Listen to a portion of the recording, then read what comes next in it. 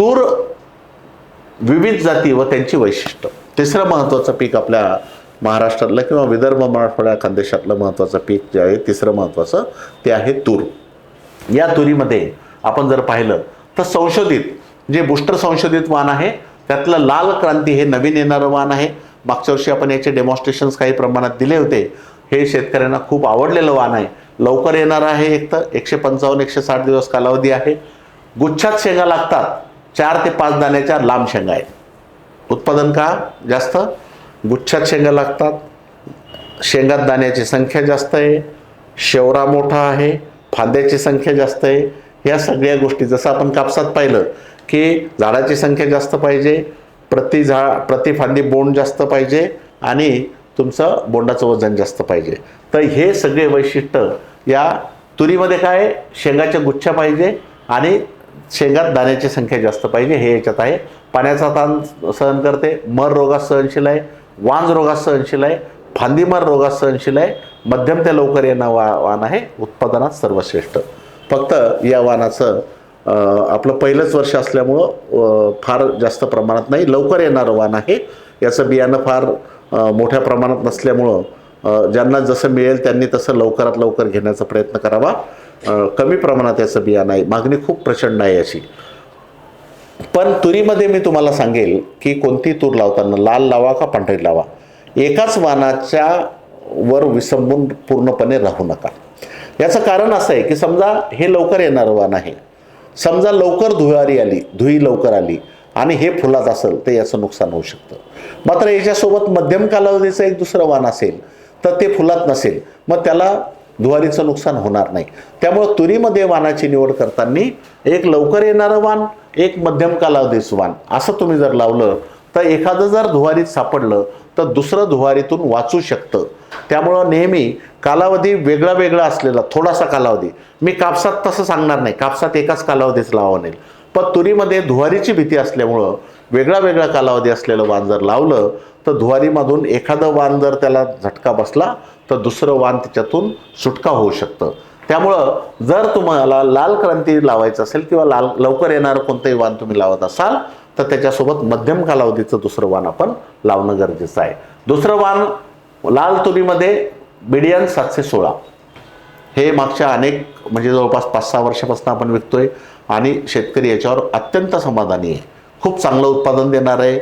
मर रोगाला कमी बळी पडणारं आहे. शेंगाचं प्रमाण जास्त आहे. त्यानंतर कालावधी मध्यम कालावधीचं वाण आहे. मध्यम ते उशिरा हे वाण मर रोगास तसेच वाज रोगास सहनशील आहे.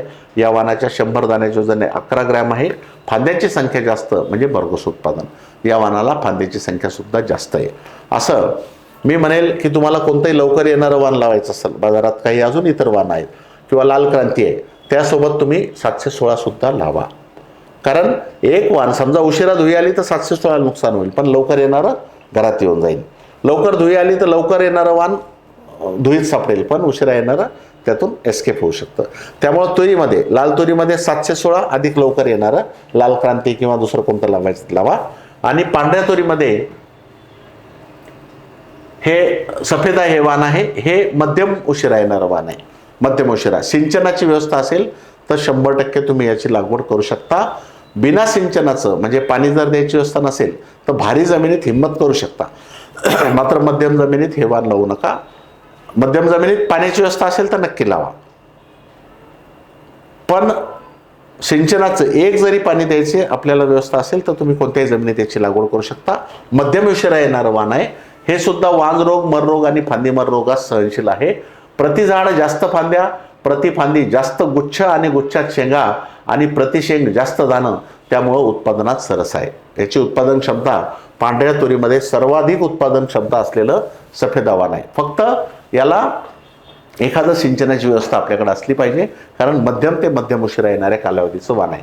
उत्पादनात सर्वोत्तम गुणवत्तेची डाळ, उत्तम गुणवत्तेची डाळ आणि कालावधी हा मध्यम उशिरा येणार आहे.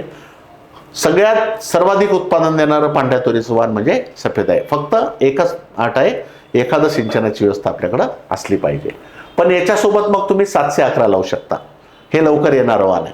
बुस्टर बिडियन 711 म्हणजे लवकर येणारं एक आणि मध्यम उशिरा किंवा मध्यम कालावधीचं दुसरं वाण. याचं सुद्धा कमी कालावधीचं हे लवकर येणारं वाण आहे. हलक्या जमिनीत, मध्यम जमिनीत, कमी पावसाच्या वर्षात हे लावू शकता तुम्ही. मर रोज वागात सहनशील आहे, कमी पाण्यात कोरडं होत येतं. या वाणात शेंगा एकाच वेळेस परिपक्व होतात. यामध्ये शेंगा न गळणे व न फुटण्याचा गुणधर्म आहे. भरपूर फांदा असल्यामुळे भरघोस उत्पादन आणि डाळीची क्वालिटी सुद्धा उत्तम. मग तुम्ही तुरीमध्ये पांढरी तूर लावत असाल तर एक लवकर येणार घ्या, एक मध्यम कालावधीचं घ्या. म्हणजे एक तुम्ही 711 घेऊ शकता आणि दुसरं सफेदा घेऊ शकता. सिंचन व्यवस्था असेल तर. सिंचन व्यवस्थाच नाही, मध्यम जमीन आहे, मग सगळ्या ह्याच्यात तुम्ही 711 लावू शकता. हे 2 वाणाचा पर्याय तुम्हाला आहे. तिसरं वाण पांढऱ्या तुरीमध्ये गोदावरी सुद्धा आहे. आपल्याला गोदावरी माहिती आहे, गोदावरी सुद्धा उशिरा येणारं वाण आहे. याला सुद्धा सिंचनाची व्यवस्था पाहिजे. पाण्याशिवाय हे वाण तुम्ही घेऊ शकत नाही. आणि हे सुद्धा वाण अधिक उत्पादन देणार चांगलं वाण आहे. गोदावरी सुद्धा एक चांगलं वाण आहे. बुस्टरचं गोदावरीचं बियाणं तुम्हाला बाजारात मिळून जाईल. तर या 3 पैकी कोणतं लावायचं ते बघा. मी असं म्हणेल की जर तुम्हाला 2 वाणं लावायची लवकर येणारं 711 आणि मध्यम उशिरा येणारं सफेदा हे लावू शकता. किंवा जर लावायचं तर गोदावरी सुद्धा तुम्ही तिथे लावू शकता. हे पांढऱ्या तुरीचे. आणि लाल तुरीमध्ये बुस्टर BDN 716 आणि लाल क्रांती किंवा कुठलंही लवकर येणारं वाण असे आपण 2 वाणं निवडावेत.